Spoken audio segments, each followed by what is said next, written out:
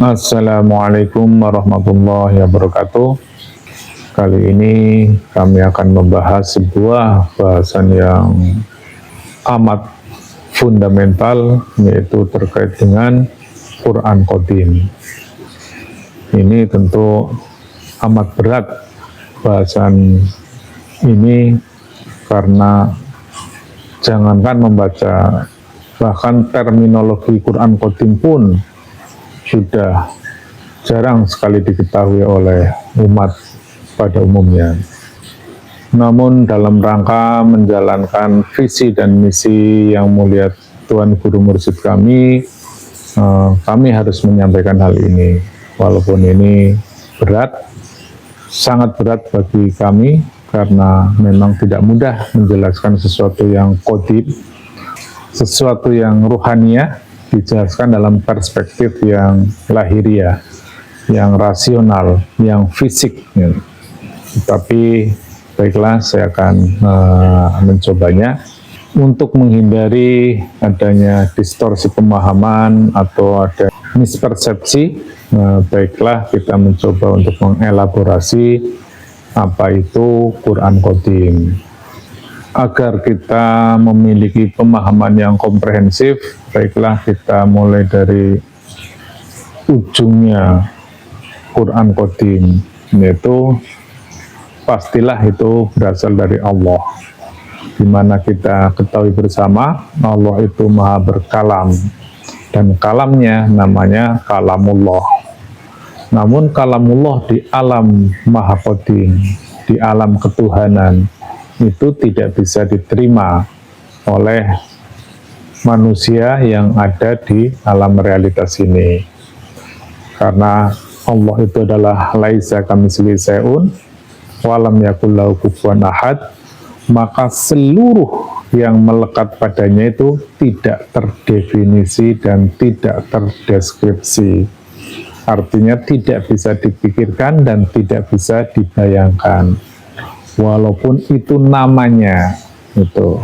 Jadi pelan-pelan ini ya, nama Allah itu dan 99 nama yang lainnya ataupun lebih dari itu tidak dikenal di alam maha qadim.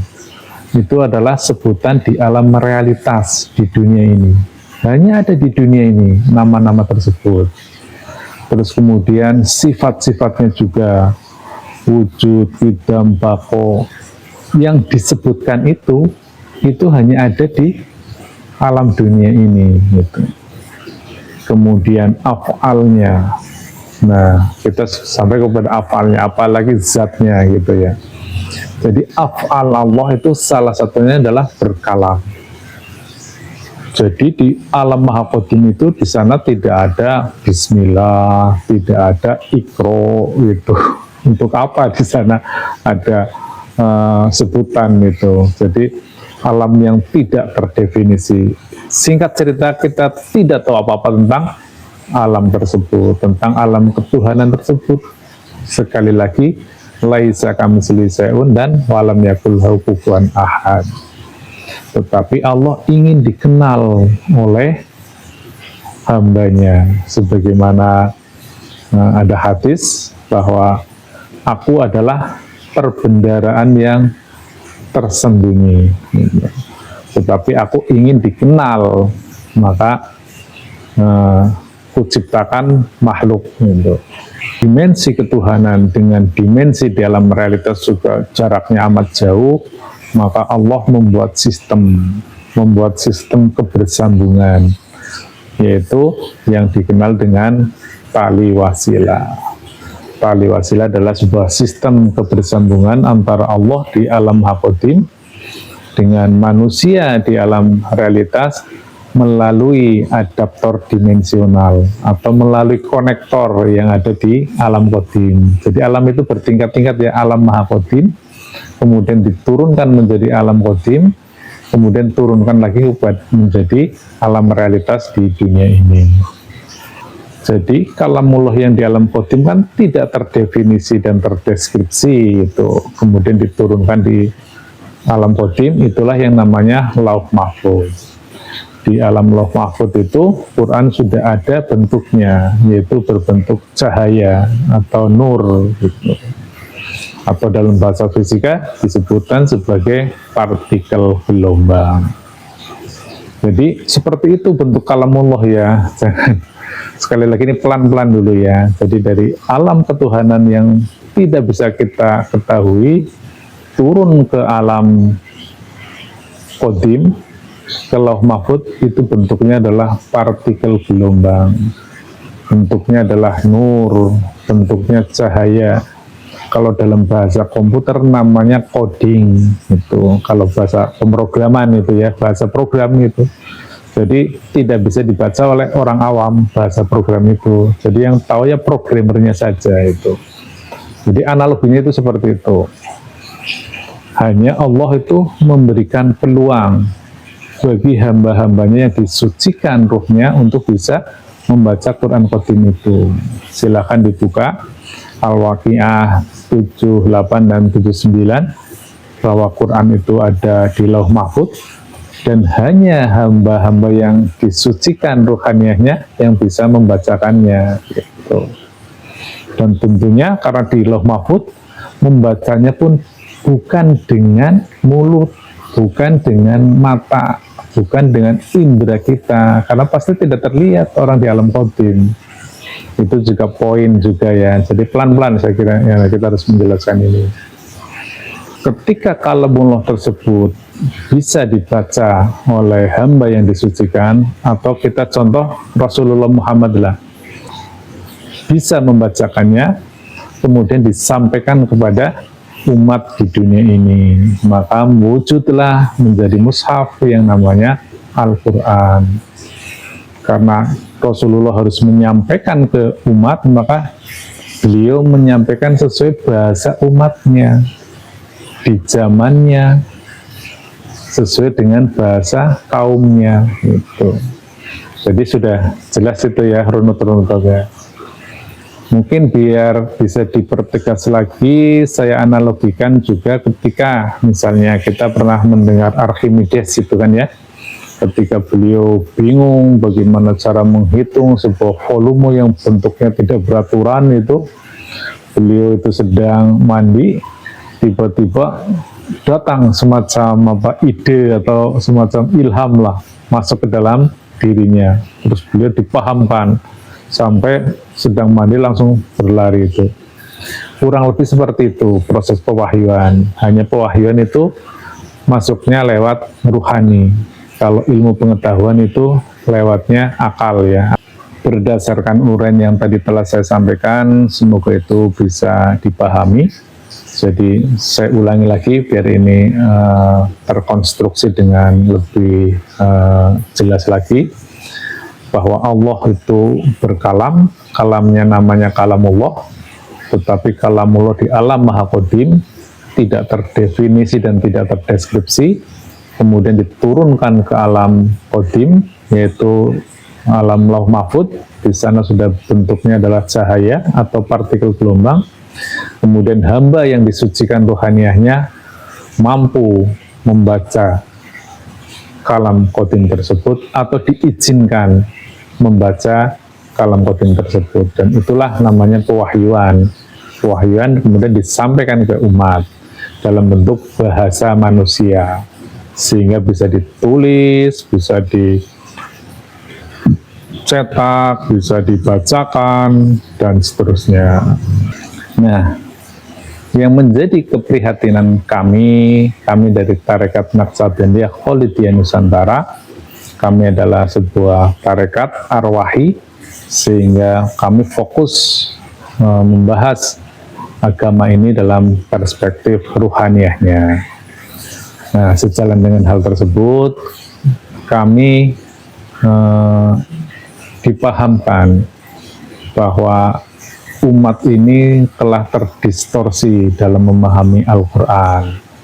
Al-Quran terlalu banyak dieksploitasi pada sisi eksoterisnya, pada sisi materinya, baik mulai dihafalkan, dituliskan, diterjemahkan, ditranslatekan, ditafsirkan, ditakwilkan, bahkan sampai dilakukan dengan keindahan suaranya. Itu baik-baik saja. Namun kami dalam rangka untuk hulu fisilmi kafah. Beragama itu harus kafah. Jangan sampai kesannya wah, tetapi pemaknaannya itu tidak ada. Sehingga kami concern bagaimana memahami Al-Quran dari perspektif ruhaniyahnya. Itulah yang namanya kodimnya Al-Quran itu. Jadi Al-Quran yang awalnya berbentuk cahaya itu, ketika kemudian dicetak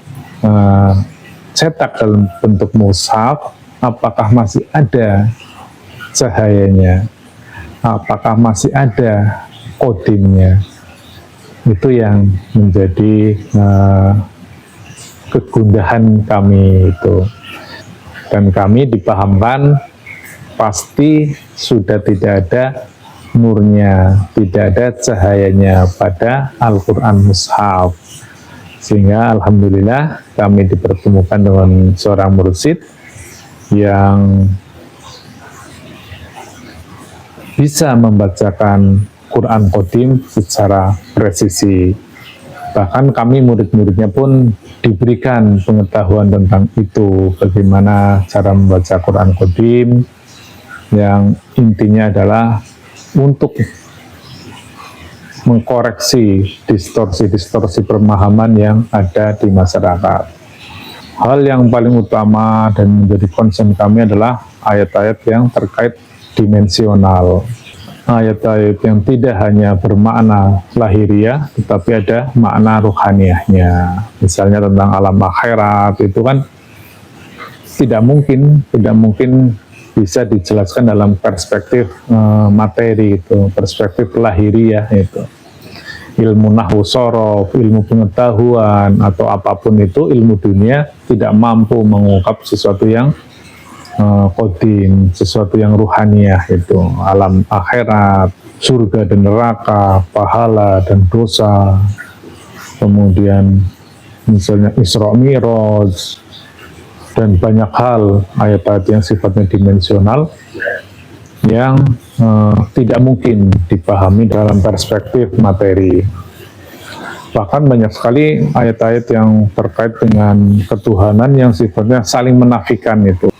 Untuk itu, hanya dengan cara naik dimensi ke dimensi yang qadim, pasti hal itu akan tereliminasi. Hanya ada satu kebenaran, karena itu kita ketemu dengan qadimnya. Misalnya ayat-ayat yang sifatnya menafikan, wal awalu wal akhiru wad dohiru wal batin. Ini kalau di perspektif syariat ya nggak bisa dijelaskan. Allah awal sekaligus akhir, mungkin ini masih bisa bersilat lidah ya. Tetapi kalau dohir dan batin itu ya nggak bisa. Kemudian Allah ada di atas ars, satu lagi dia lebih dekat dari urat leher, ya itu jadi perdebatan sampai sekarang gitu. Akhirnya perdebatannya menjadi perdebatan yang debat kusir gitu. Jadi menjelaskan sesuatu yang qadim dengan akal rasional itu sering sekali banyak keterbatasannya. Maka ujung-ujungnya kembali kepada pemahaman yang sifatnya dogmatis, bahkan cenderung irasional itu. Atas hal tersebut, kami akan mencoba untuk melakukan eksplorasi Quran Qadim dan kami sampaikan mungkin secara serial dalam beberapa seri ke depan. Tentunya kami tidak akan lengkap semuanya, karena Quran Qadim juga lebih kepada Quran diri sendiri itu. Jadi misalnya saya kan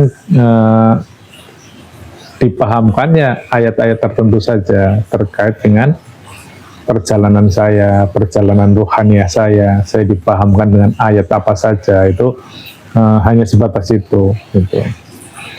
Berbeda dengan mursyid kami, tentu pemahamannya lebih luas karena beliau mengemban visi dan misi itu. Dan berbeda lagi dengan Rasulullah itu berbeda lagi. Jadi disesuaikan size-nya, disesuaikan dengan kebutuhannya. Kurang lebih seperti itu. Baik, saya kira itu sebagai pengantar.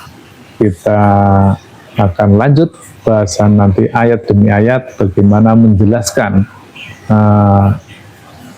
Quran Qadim, dan itu akan sangat berbeda jauh dengan penjelasan sebagaimana tafsir pada Quran Mushaf.